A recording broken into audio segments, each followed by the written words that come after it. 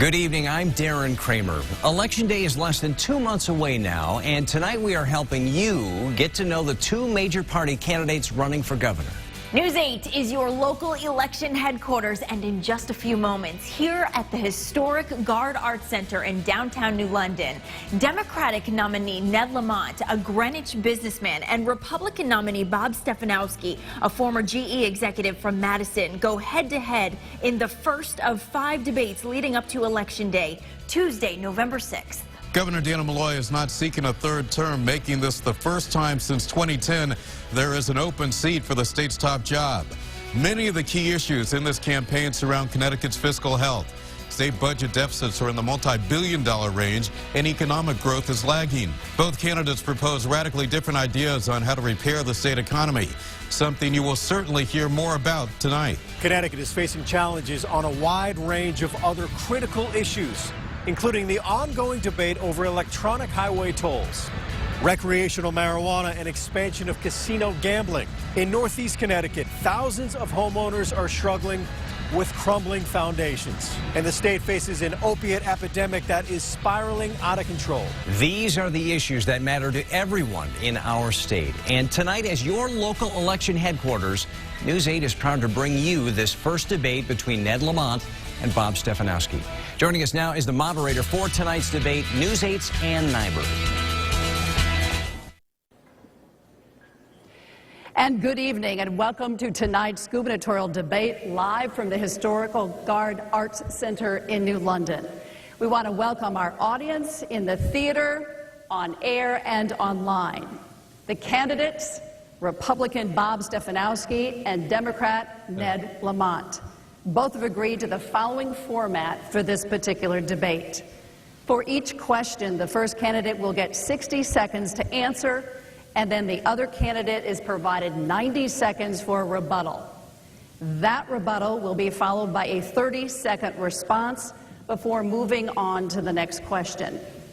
Candidates will be held to those strict time sections, and at the halfway point of this debate, we will have a 2-minute break. Tonight's debate will cover topic areas that will include the state budget, taxes, and the economy, plus a wide range of social issues. Our 3 panelists asking the questions this evening will be Paul Chenier, editorial page editor of the Day newspaper, the Day's deputy managing editor, Sassy Larinetta, and News 8 chief political correspondent, Mark Davis. We begin tonight's debate with a 30-second opening statement from each of the candidates, and based on random selection, Democratic nominee Ned Lamont will get things started. Mr. Lamont, 30 seconds. Well, thank you, Ann, and I know that a little bit of rain will never dampen the spirits of a Garde crowd. I appreciate the energy there. I love Connecticut, but we have a lot of work we've got to do. The middle class is getting slammed, not enough good-paying jobs, and we seem to be in a chronic fiscal crisis. No need to play the blame game. We know it's been a bipartisan fiscal political wreck for a long, long time. I'm going to be somebody that brings real change to how we do business. I'd be the first business guy in a generation to lead this state. That's what we need. Thank you so much. Mr. Stefanowski. Thank you, Ann. Dan Malloy has absolutely ruined this state and the economy. And we're losing our friends and family by the day. And Ned Lamont, it's actually going to be worse. He's going to try to deny it tonight, but he's been on radio saying he's going to raise taxes and put up tolls. Ladies and gentlemen, enough is enough. I'm going to lower taxes, I'm going to reduce spending, I'm going to bring back fiscal discipline, I'm going to create jobs to bring our friends and family back to Connecticut. All right, thank you both gentlemen. Paul, first question for you, sir. Both our candidates mentioned the budgetary challenges the state faces, so I wanted to begin with that. According to the Office of Fiscal Analysis, this state faces deficits for several years into the future. By 2023, Connecticut will confront a $3.7 billion deficit with the expenses outpacing the revenues by some 17%. I mean, given those kind of numbers, Are you gentlemen being honest when, in Mr. Lamont's case, you talk about cutting property taxes, and Mr. Stefanowski, you talk about cutting the income tax? I took on Dan Malloy 8 years ago because I knew that we had to make big structural changes to get our budget back under control. And I challenged them then, and I'm going to make those big structural changes now. Bob wasn't even there to vote against them, and I was there fighting every day. Look, I've got a property tax cut that I've paid for, which is the #1 tax paid by the vast majority of the people in this room. Bob's got a tax that will benefit the millionaires by far and just bankrupt our towns and cities. I hope we have a chance, Paul, to talk in specifics about how we reduce costs in this state, because first and foremost, that's what I'm going to do. We have 3 big buckets of costs. One is in terms of health care. When it comes to health care, I'm going to use our purchasing power to bring down the high price of drugs and pharmaceuticals. Do what we can, go out to bid with the PBMs just like they did in New Jersey. Do what we can on the Medicaid side to keep people out of nursing homes at their own home, our seniors, our parents. That saves us a dramatic amount of money. Mr. Stefanowski, 90 seconds. You're going to see it all night, ladies and gentlemen. Mr. Lamont is going to try to distance himself from Dan Malloy. The reality is his economic plan is exactly the same as the horrible economic policy we've suffered under the last 8 years. Do you know how large his property tax cut is? $100. He's going to give people back $10 a month. At the same time, he's going to put up tolls that cost people hundreds of dollars a month. He's going to raise income taxes, and he's going to bring a statewide auto tax. If you want higher taxes, vote for Mr. Lamont. If you want lower taxes, if you want fiscal discipline, I'm going to call a fiscal state of emergency my first week in office. Not because a hurricane's coming, but this state is in an absolute fiscal crisis. Dan Malloy and Ned Lamont's spending is out of control. I will get it back under control. I will cut the budget. I will cut spending. I will use those cuts to fund a cut to the income tax. That'll bring jobs. That'll be people. That'll bring more disposable income, and that will grow the tax revenues in the long run. We need to do exactly the opposite of what Dan Malloy has been doing for the last 8 years, and Mr. Lamont will just continue it. Mr. Lamont, your rebuttal, 30 seconds. Paul, your newspaper called Bob's tax plan a fantasy. Hearst papers called it right out of la-la land. You're not reducing the income tax. You said you were going to eliminate over half of our budget, eliminate over half the revenues that support us. That will mean dramatic property tax increases in Norwich, in Coventry, in Willimantic.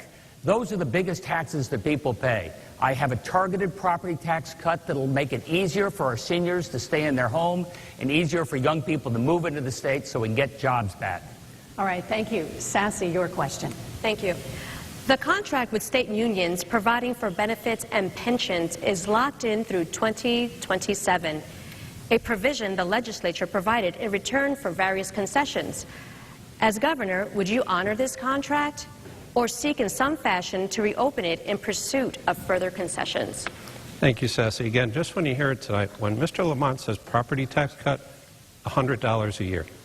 We're going to spend more time talking about it tonight than it's worth. In terms of the CBAC agreement, we are not, this pension plan is $100 billion underfunded. It's almost $30,000 per man, woman, and child in the state of Connecticut. Mr. Lamont claims to be the friend of the union. By lying to the unions and telling them that money is going to be there is not the answer. I don't mean to be mean-spirited about it. We need to protect people's retirement. We need to give them good health care. But the checks are going to start to bounce. It is classic of bureaucrats like Mr. Lamont to do that, and Dan Malloy's been doing it for 8 years. We need to sit down at the table. We need to have a fair compromise, and we need to give state employees the security that at least something will be there. It's only fair to them to do it, and it's not fair to avoid reality. Mr. Lamont, your rebuttal, 90 seconds. Bob's idea of fairness is to eliminate the income tax for himself, eliminate the inheritance tax for himself, and put all the burden on the state employees. And Sassy, you're never going to get people to the table with that type of a one-sided deal. I do have the respect of labor, and I respect labor. I know that we entered into a contract many years ago with them, and they have done nothing wrong. It's the fact that we had governors on both sides of the aisle going back a generation that didn't put a dime in. What does that mean? That still means we get back to the table. That means business and labor will be at the table. That means I sit down and look people in the eye. I say we're going to have to make fundamental changes in terms of how we change benefits going forward, both on the health care side, as I tried to suggest before, as well as on the pension side. It's absolutely true that we can no longer have our liabilities going up faster than our assets. You need somebody who's got the credibility with labor to sit down at the table and say, we're actually doing this to protect the next generation of workers. What we can do on the asset side, put more assets into there. Put the lottery into the teachers' pension fund so the teachers have some confidence that the money will be there going forward. We have billions of dollars of real estate. What is Connecticut doing with 4,000 buildings? That ought to be under private management in a REIT. Put some of that into the state employee fund. And on the other side, we're going to have to slow the rate of increase when it comes to pension obligations. Look, I would put things on the table. I would put double dipping on the table. How long can we continue to do that? And our legislators, you know, how long are they going to be able to put car mileage into their pension obligations? I'm willing to put everything on the table to get the job done. Mr. Stefanowski, 30 seconds, please. So there you go. You know, a bunch of superficial ideas. The reality is they have a $100 billion problem. We probably can't treat it prospectively. We probably need to look at the existing benefits to solve this problem. But again, Mr. Lamont, you are not doing, you say that you're the friend of the union. Lying to people and telling them that money's going to be there when we both know it's not going to be there. There is money we can save around the state. We should use it to fund our pension plans. We should use it for a tax cut. But I challenge you to find $100 billion that we're going to be able to use to fund that pension plan. It is not going to happen, and we need to admit that. And until we admit it, we can't solve it. Mark Davis, your question, please. All right, gentlemen, and everybody knows this. Every state around us has some sort of highway or bridge tolls. Connecticut and Vermont are the only states in the region without them. Electronic tolling technology means there is no longer a safety issue at toll plazas. Last session, state lawmakers discussed instituting electronic highway tolls married with a reduction, a cut in the gasoline tax. Would you favor some sort of variation of this idea to fund state transportation and infrastructure improvements? No new tolls. That's not the question. That's not the question. Repeat the question was, please. Do you favor some variation of a proposal to impose taxes, tolls rather, coupled with a cut in the gasoline tax? That was the proposal that legislators talked about. They never voted on it, but that's what was floated. That is to impose tolls and cut the gas tax. Do you support some variation of that? We should probably look at cutting the gas tax, because the problem is, Mark, they don't use that money to fix the roads. They use it to raid in the general fund. We should absolutely not put tolls up. I think it's Mr. Lamont's running mate that said we could raise $3 billion a year with tolls. Tolls are just another tax. This state has been taxed like you've never seen. And the Democrats and Ned Lamont and Dan Malloy, they think if we just put one more tax in, it's going to solve our problem. How would you cut the gas tax without finding money for somewhere else?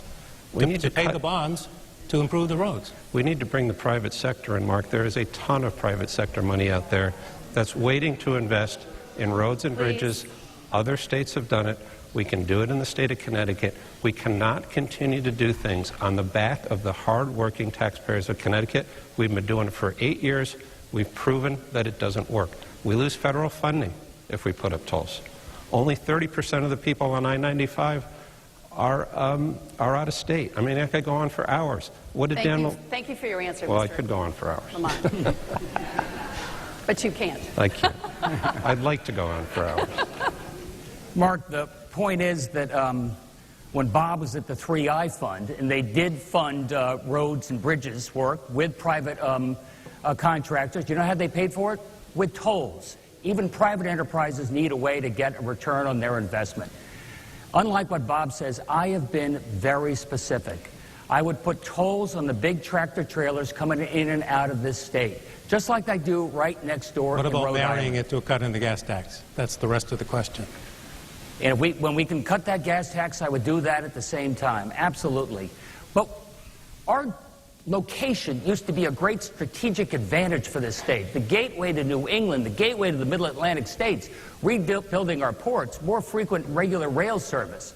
And right now we have a transportation fund that is going bankrupt. And I have a credible way. Look, Bob and the Republicans have all said they're going to borrow their way to do this, or somehow the private sector will build it. They don't care about how they get compensated for it. You know, that is just right out of fantasy land. And I can tell you what we're going to do.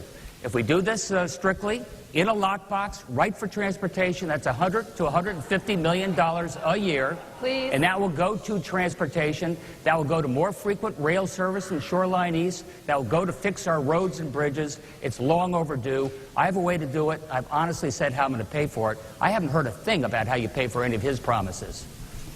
All right, rebuttal, 30 seconds. Mr. Stefanowski. Mr. Stefanowski, your rebuttal, please. You know, you got to love this lockbox idea. You know.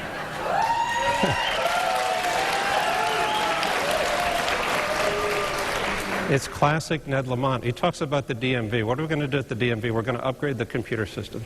We spent $20 million 2 years ago to upgrade the computer systems. It's time for a change. The last time we had a lockbox, we raided it. Why is this lockbox going to be any different? You've got politician after politician giving these catchphrases that they're going to live up to their stump speeches. They're not. You cannot trust this guy to do what he's going to tell you he's going to do. You simply can't, ladies and gentlemen. All right, Paul, the next question, and please. Paul, the next question, and please ask who this question is going to right off the start. Who is your question for? Mr. Stefanowski. Okay. Yeah, Mr. Lamont has offered some ideas for reducing the budget. You dismissed them as small ball. It's going to take some major league ball to achieve the kind of cuts that would be necessary to begin to eliminate the income tax and also the other taxes you want to cut. So, you know, can we hear some specific ideas of how you would take the state in that direction, working with the legislature? First of all, when people say you can't eliminate the income tax, it's amazing to me that we say we can't do something that we already did. Before 1991, we did not have a state income tax. We were one of the fastest growing economies in the entire nation. We had the highest sales tax in the region. We had sales tax, Mark. The highest sales tax. We still have a sales tax, and we're always going to have a sales tax. In terms of cost cuts, we have a $40 billion biennial budget. Is there anyone in this audience or watching on TV that don't think I can find 5% of waste, fraud, and abuse in the Connecticut budget right now? When I was at UBS, I was the chief financial officer. I used zero-based budgeting. I had every department come in. I said, I don't care what was in your budget last year. Here's an idea. It's zero. And we only added back in what you absolutely had to have. We took out $1 billion of cost. I can take $1 billion of cost out of this budget for the state of Connecticut. We can use that to fund a tax cut, and that will increase tax revenues over the long run. The exact opposite what Dan Malloy's been doing, which is raising the tax rate, and the revenues are coming down. Mr. Lamont, your rebuttal. Again, no specifics except find that line item for waste, fraud, and abuse. And that is just the type of political answer that has gotten this state into trouble over the last generation. You know, John Rowland said, I'm going to eliminate the income tax. He inherited a surplus and wasn't able to do it. It represents over 50% of our revenues. I am not going to raise the income tax. I'm going to live within our means. But you were right to say this is right out of la-la land. And you know why it's so disruptive to the business community? The one thing they want more than anything else is a reliable and predictable budget on time, not going through budget hell every 2 years like Bob's plan would do. Every 2 years trying to figure out how we can paper over the deficit one more time. I'm not going to let that happen. Look, I can say what happened at UBS. You know, UBS, sure, they got bailed out for billions and billions of dollars when they weren't able to pay their bills back in 2008, 2009. People don't bail out the state of Connecticut. We're going to have to be honest with the voters, honest with the taxpayers, show them how we're going to reduce spending, show them how we're going to balance this budget, and get a balanced budget on time. That is the most important thing going forward. You know, from there, I can see other taxes that we'll be able to reduce, other ways that we'll be able to get rid of the business conveyance tax, other ways that we can show people that we're serious about taxes in this state. But first, I am going to balance the budget. He's going to create fiscal mayhem. Mr. Stefanowski, excuse me. Mr. Stefanowski, 30 seconds. Mr. Lamont talks about honesty. 45 days ago, he was on WPLR. They asked him the direct question, are you going to raise taxes? He started to stumble, and they said, I'll repeat the question, are you going to raise taxes? The answer was yes. 30 seconds ago, we hear that he's not going to raise taxes. I'm not sure which Ned Lamont to agree, but I can tell you, I will not raise taxes. Our current governor said 4 years ago he would not raise taxes, and he did. We will get the tax rate down, we will eliminate the state income tax over 8 years, and we will get this economy moving again. Thank you. Sassy, your question for whom? Mr. Lamont. Governor Malloy has pursued changes in the criminal justice system, also known as the Second Chance Initiative, to keep more defendants out of prison while awaiting trial, giving prisoners a chance to earn early release by way of education and training, and trying to get more defendants into treatment rather than prison. He says a dropping prison population and lower crime rates prove that it's working. Do you agree that it's working? And what changes would you seek? I agree that it's working. It gives folks a second chance. It has not resulted in any increase in crime. In fact, our crime rates are at an all-time low in this state. And Sassy, it has saved us hundreds of millions of dollars. I'm still looking for one idea of how Bob would pay for his $10 billion tax cut, which puts our state into fiscal mayhem.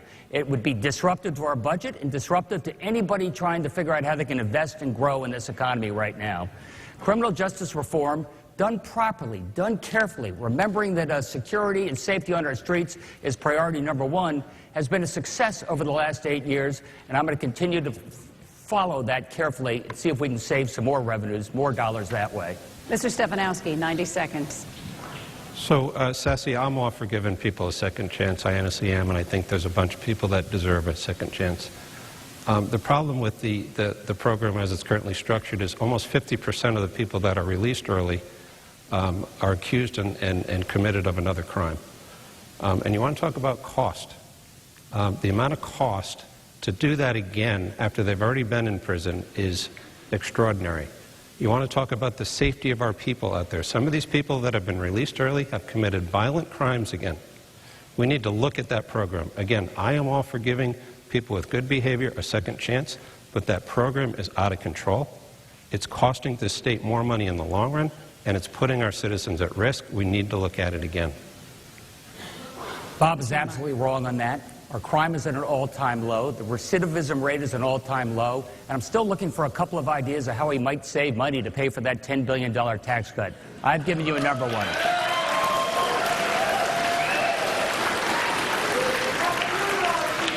Thank you.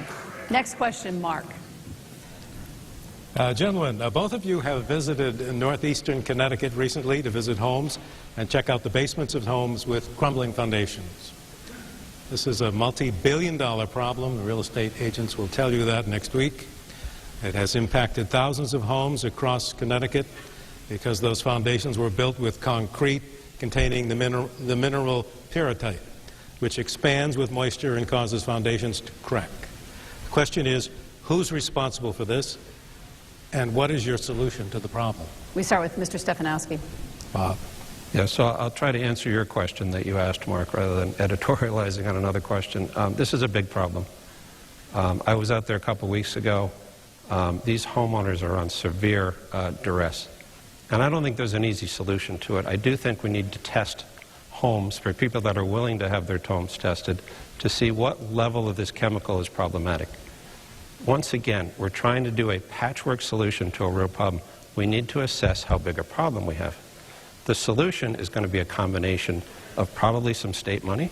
The insurance companies need to step up to the bar. The mortgage holders need to step up to the bar. And quite honestly, if we had a better relationship with Washington than some of my counterparts have, we might actually be able to get federal funding to help us, because this does fall under the parameters of FEMA. And it just shows the value of having a governor who has some sort of relationship with Washington. But I think we need to size it up. We need to determine how big the situation is, and then we need to help the homeowners that have been damaged by this horrible activity. Mr. Lamont, 90 seconds. Well, there's no question you have a very close relationship with Donald Trump and vice versa.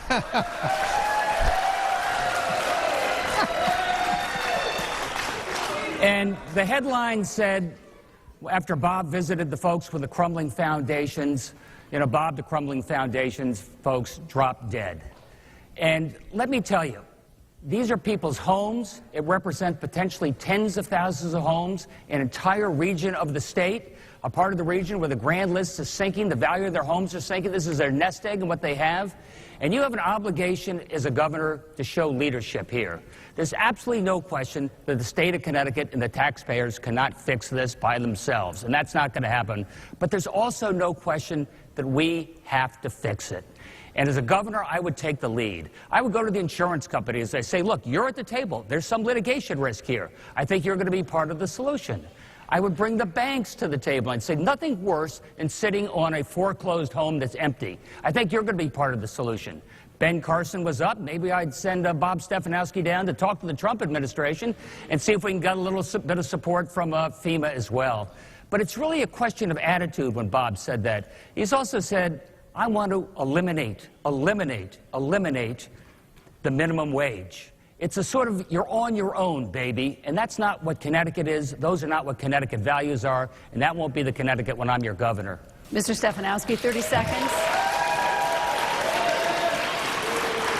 30 seconds, sir. I wish I had more than 30 seconds to answer all the non-truths in those statements, but unfortunately I don't.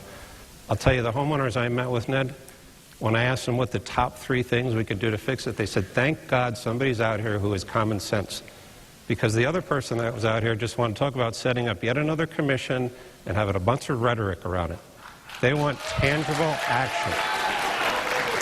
This is the difference between a politician and a business person who could come in, let's size up the issue, let's get every party to step to the table, and let's get this situation fixed, rather than just talking about it. So then you favor the $10 surcharge on our homeowners policies, is that correct? I'm sorry? You favor the $10 surcharge on our insurance policies? Mark, I guess it's okay. It raises 15 to 20 million. This is a $1 billion problem. This is a patch we're putting on a problem that's much bigger than anyone's willing to admit right now. Mr. Lamont, you care to weigh in on that? We have to see exactly what that problem is, finding out what that would be. But I'm tired of this businessman versus a politician. I'm the only person that actually started a job and created business, and that's where I focused my life for 35 years. And along the way, I was very involved in the state, teaching, working on getting emphasis here. You weren't even able to vote, and you worked for 3 companies. Each of what you say you're going to do for Connecticut, what you did for those companies, those buildings are sitting empty now, and they all live with a bailout. That's not our future. All right, and on that note... I need to answer that, Ann. I need to answer that.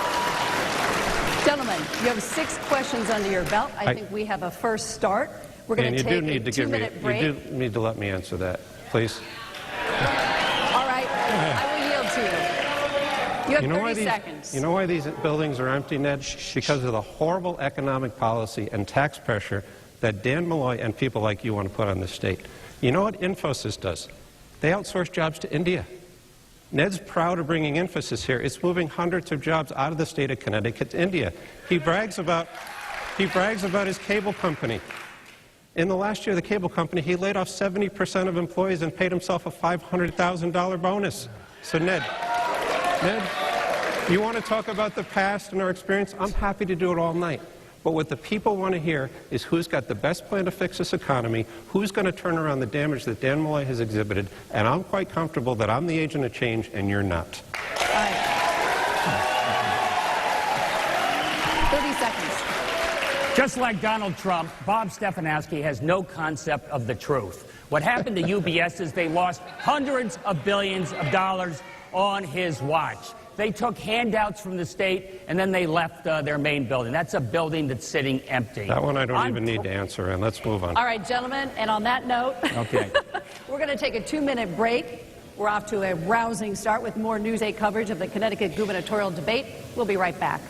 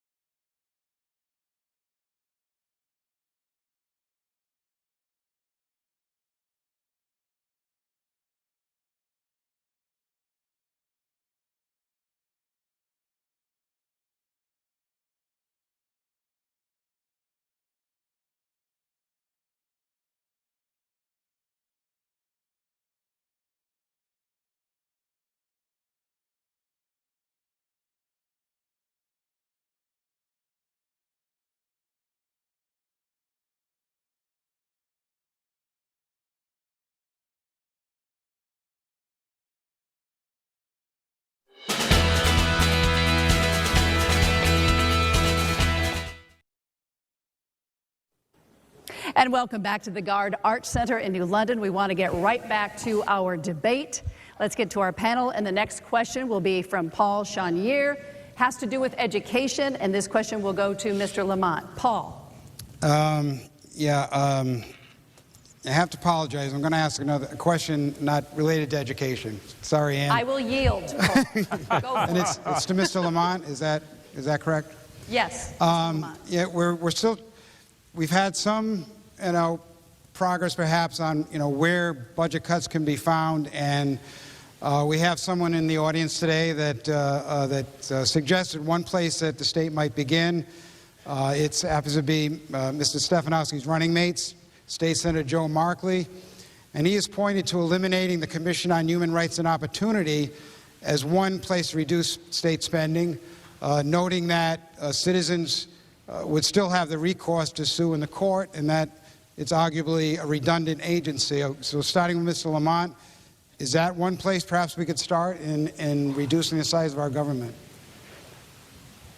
Let me just say, first of all, the last section ended with a false slam on me, and all I can do was urge you to read what the Hartford Courant said about the same attack that Joe Ganim and Bob Stefanowski said about my company. We worked together for 35 years. These folks are like family. In good times and bad, we worked together.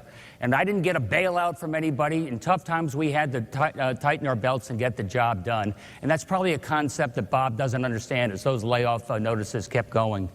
Look, Joe Markley's idea of a cut is just an ideological cut. It doesn't make any difference in terms of the budget. It's not the type of thing I would do. I want to stand up for Connecticut values. I want to stand up for human rights, and he's trying to make a statement by that type of a cut. And look, this is the same type of thing we see coming out of the Trump administration. When it comes to the environment, when it comes to women's reproductive rights, when it comes to a lot of our liberties that we want to protect, a governor can actually be a firewall there to protect those liberties from what's happening in Washington, D.C. I think you know where I stand on those issues. You're going to have to ask where Bob and Joe stand on those issues. Mr. Stefanowski, 90 seconds.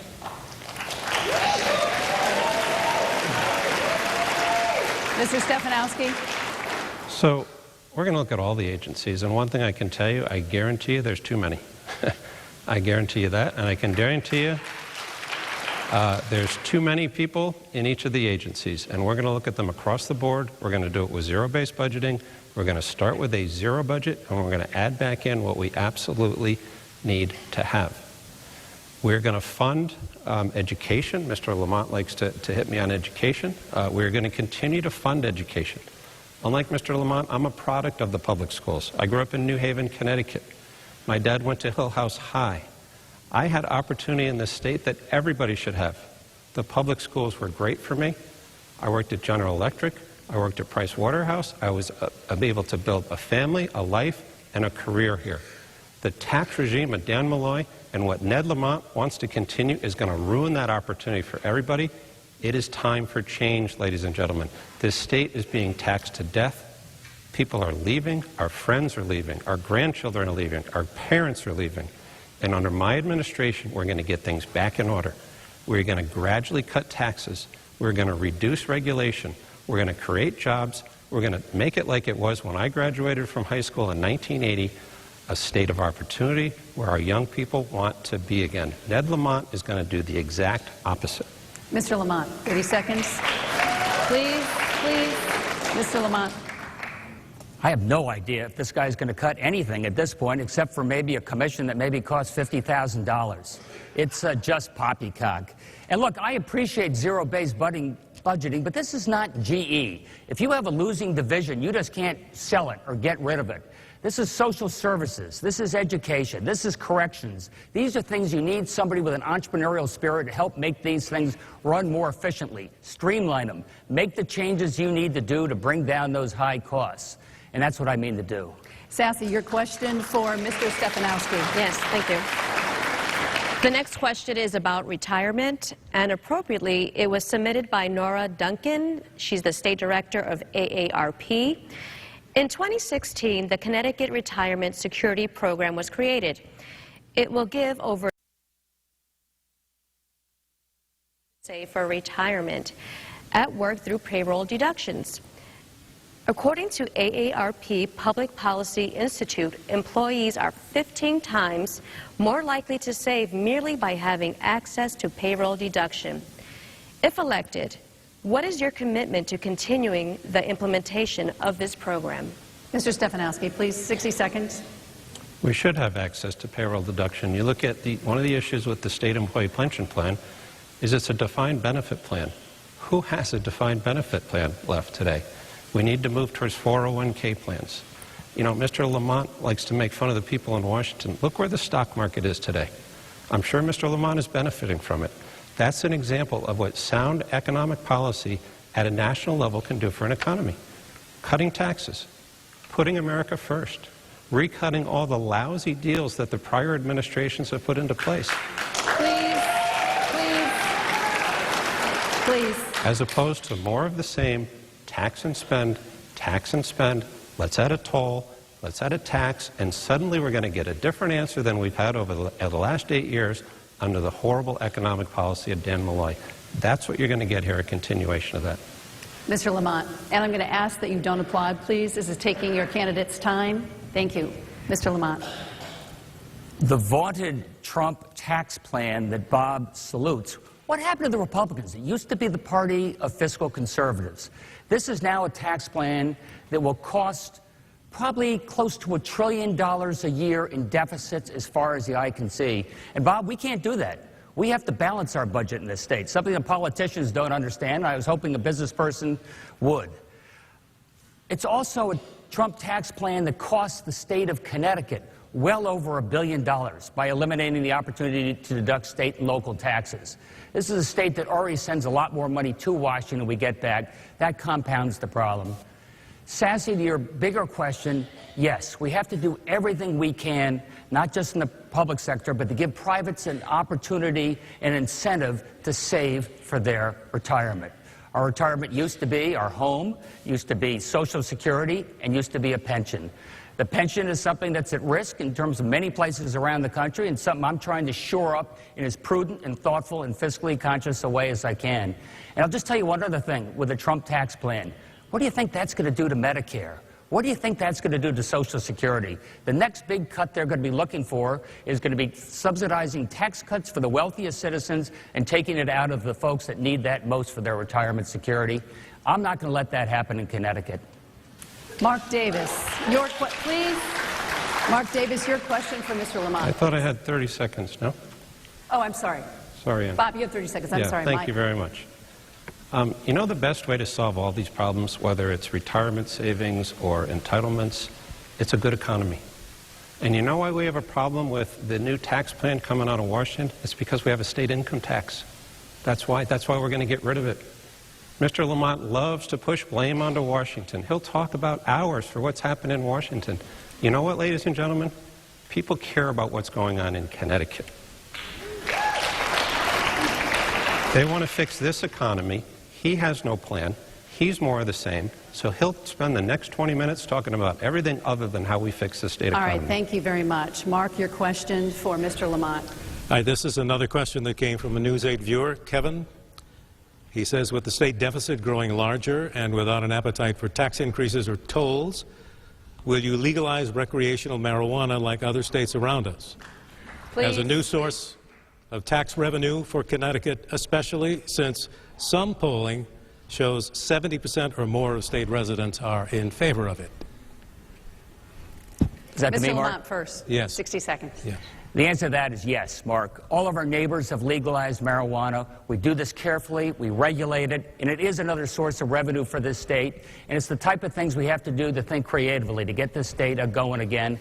I think it creates an incredible disrespect for the law, the way it's unequally applied, especially to folks of color in our cities and as such. That is something that I would definitely... Please, please, please. No outbursts. You're taking away from your candidate's time. Continue, sir. I'll leave it there. Thank you. All right, Mr. Stefanowski. Yeah, thank you. And I think part of leadership is focusing on what moves the dial. We have fundamental problems in this state. We have a $100 billion underfunded pension plan. We have taxes going up like crazy. Maybe at some point we should look at legalizing marijuana. I'm fine with it for medicinal purposes. The results are still out in Colorado. We still don't have a test for impairment. If somebody's pulled over driving, I'd like to see that first to make sure that our citizens are safe. Maybe at some point we look at it, but we've got so many fundamental economic problems in this state right now. We need to focus on fundamental tax reform. And every time we start talking about tolls or taxes on tires or other things like that, it's taking us away from the main issue, which is get our tax rate down, get jobs up, start to have home values appreciate again, give people more money in their pockets so they can fund education, send their kids to school, save for retirement. A vibrant economy is going to get that done. Legalization of marijuana is not going to get it done right now. Let's fix the economy first. All right, you have, thank you very much. 30 seconds to rebuttal. When GE left, we got Republicans and Democrats, business and labor together with GE to learn. And they didn't leave to go to Massachusetts because of taxes. They left because they said our transportation system is a mess and they cannot get the next generation of workers they need for this digital economy. Bob's plan would decimate our community colleges, decimate VOTEC, make it tougher for them to be able to hire the people they need to go forward. And I do have a plan to upgrade our transportation system, which was so important to GE before they left. Paul, your question for Mr. Stefanowski. Yes, in 2017, shortly after the election of President Trump and his announced plans to be more aggressive in the enforcement of immigration laws, our governor, Governor Malloy, recommended that local police should not enforce federal immigration law and should disregard requests by ICE to retain or question individuals unless those requests were accompanied by a judicial warrant. If elected, would you continue these guidelines or issue new recommendations? Paul, whenever we start to interpret what laws we're going to enforce and which ones we don't, I think it's a problem. And it just shows you how out of whack this governor is. I've come out against sanctuary cities, not because I'm not sympathetic to the people that are here, but you cannot pick and choose which laws you're going to enforce, and it's symptomatic of this governor that he does that. If you don't like the law, try to change the law. But again, every time we start talking about things other than this, an economy, and whether we're going to enforce laws or not, we need to focus on tax reform. I've got to tell you one quick story about GE. You know why GE left, Mr. Lamont? When Dan Malloy came for the final meeting with GE, with Jeff Lamont, to try to convince him to stay in the state, he put a PowerPoint presentation on the table. And there was a picture of a jet engine on the front cover. The only problem was it was a Pratt & Whitney jet engine, not a GE jet engine. This is what politicians do. Do we want more of the same in Hartford, or do we want to change? Tax policy, irresponsible government, that's what drove the company out of the state. Mr. Lamont, 90 seconds. Well, by the way, the question was about immigration. And Please.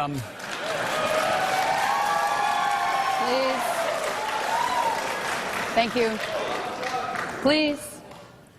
And we stood up when ICE on the Rio Grande, down on the Mexican border, was separating mothers from their children. And we said, this is wrong. We said, this is not America. This is not what we stand for. And this is not what we want to do in the state of Connecticut. You know, this is a battle about what type of a state we want to be and where we stand. And maybe it's on the environment, maybe it's on reproductive rights, maybe it's on the Trump tax bill. When it comes to immigration, I got to tell you something. America is much stronger for the diversity of the people we have here. I welcome the people who are here in this. I used to teach down at Harding High as a volunteer many years ago, and many of those kids didn't come to this country. They came as dreamers. They didn't speak English, and they were some of the best kids in our class.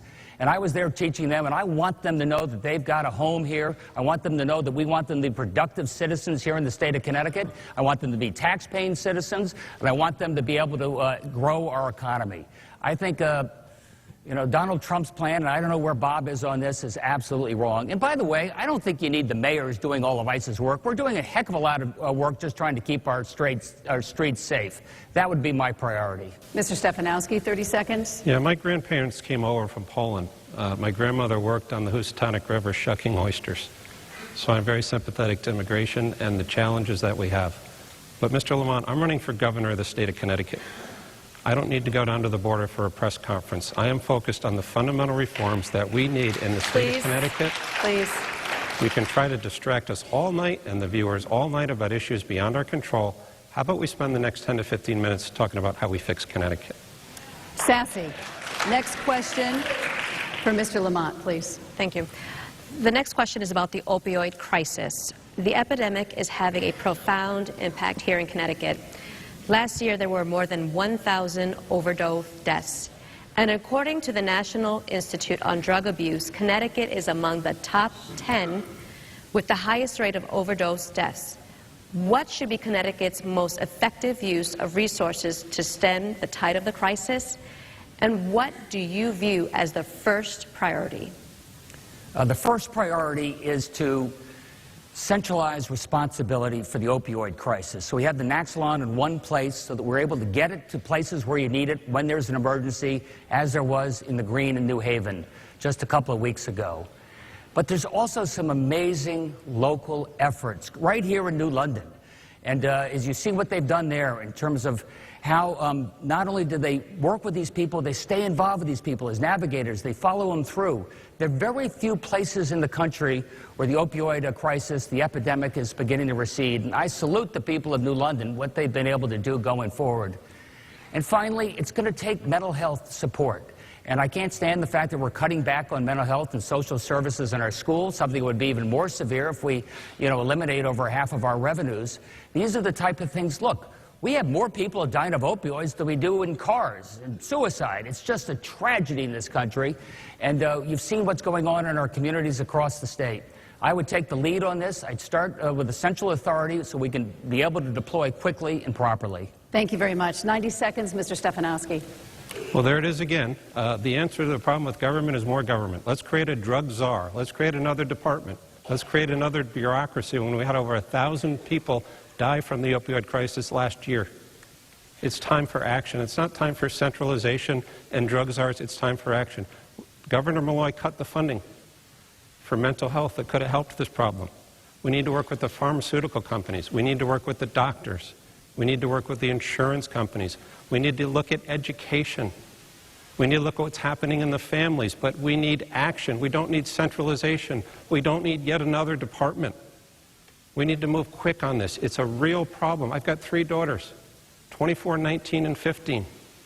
We need to address this problem now with tangible solutions. Funding, education, more penalties for people that are dealing with these drugs. Let's put them in jail. Why shouldn't they be in jail? Please. We have to stop the crisis with actionable things that we can do now, not make another government agency with a nebulous mission that costs the taxpayers even more money. We don't need a drug czar. We need action. All right, Mr. Lamont. Sassy, that's just plain wrong. If we could buy Naxalone centrally, we would be able to save ourselves a lot of money. As you remember what happened in New Haven, there was a crisis there, and people were dropping in the New Haven Green, and they did not have what they needed to get these people cured. If we could centralize that, we would be able to get to the process where we needed it for those people to take care of them as needed. But it is a crisis in this state, and I'm proud to see we're going to use better education and as such, but I think you need a governor who takes the lead. I would take the lead. All right, thank you so much. Mark Davis, you have the last question. And as we suspected, we'd be near the end, so this is the final question for both of you. Although I suspect maybe we already know the answer to this, but anyway, what question would you most like to ask your opponent? And I guess we go that to Bob. To Mr. Stefanowski first, please. It's quite simple, which is, Ned, why do you think continuing the failed economic policies of Dan Malloy over the last 8 years are the right thing to do? This state needs change. You've been on radio and TV saying you're going to raise taxes and you're going to put up tolls. You sound like a clone of Dan Malloy. I'd like for you to explain to the people how you're going to be different, why adding yet another tax is going to have a different impact than the horrible economic process we've seen over the last 8 years. What fresh ideas are you going to bring? And how are you fundamentally going to change this state? It's not putting more taxes on the backs of the hard-working people of Connecticut. We've had 8 years of that. It doesn't work. More of the same. Mr. Lamont, The answer to that is easy. I took this guy on because I knew he did not have the ability to make the big structural changes we need to do to get this state back on track. Bob Stefanowski hasn't mentioned one structural change he would do to get this state back on track. Dan Malloy raise taxes. I have said I am going to reduce the property tax, and I can get that done, and I showed how I was going to pay for it. I'm a very different cat. Look, I know what I know, and I know what I don't know. I know that I came out of the private sector. I know what it is to work with people. When you're building telecommunications systems, they're not Republicans or Democrats. These are people towards a mission, and that's what I mean to do going forward. I am going to work with Republicans and Democrats in business and labor to get this job done. And I'm not doing this as a stepping stone. I'm not going anywhere else. It's going to be a 4-year job. We honestly balance the budget. I don't make pie-in-the-sky promises to taxpayers that nobody thinks you can keep. I think they know they can take me at my word. And that's a big difference from where we've been, not for the last 8 years, for the last 30 years, as governors on both sides of the aisle made promises and then made no effort to honor them. But what's your question for him? Yeah, my question for you, Bob, is you care so much about the state, you never got involved. You never even bothered to vote against Ann Malloy. You never even bothered to vote. And now you parachute in and you say, I was a big shot at a bunch of companies that both needed enormous bailouts to get through. You've got a tax plan that would create a $10 billion hole in our budget. A tax plan, a budget hole that would be so big, not even your payday lender would be able to bail us out of that mess. All right. Mr. Stefanowski. So I just want to know, I believe that's given more that than one question, Mark. I believe that's 3 questions. Is he out of Do I time? have 3 minutes to respond? Pick one. 30 seconds. Listen, I'll address the voting one because I've addressed it before. I was overseas for 10 years. I was laser focused on turning billion-dollar companies around. The state of Connecticut could use that focus, but that's no excuse. I should have filed an absentee ballot. I didn't. I feel bad for it. But I'll tell you what, Mr. Lamont, you've run for office 2 times and lost. You know why there's a lot of disaffected voters out there? It's because of candidates just like you, who have no vision, who want more of the same, and I can tell you, the voters are going to come rumbling back to the polls in November to elect me as the next governor of the state of Connecticut. All right, thank you very much. All right.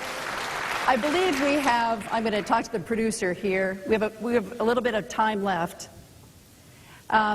Let's start with our closing statements now, and I yield to Mr. Lamont first, 30 seconds.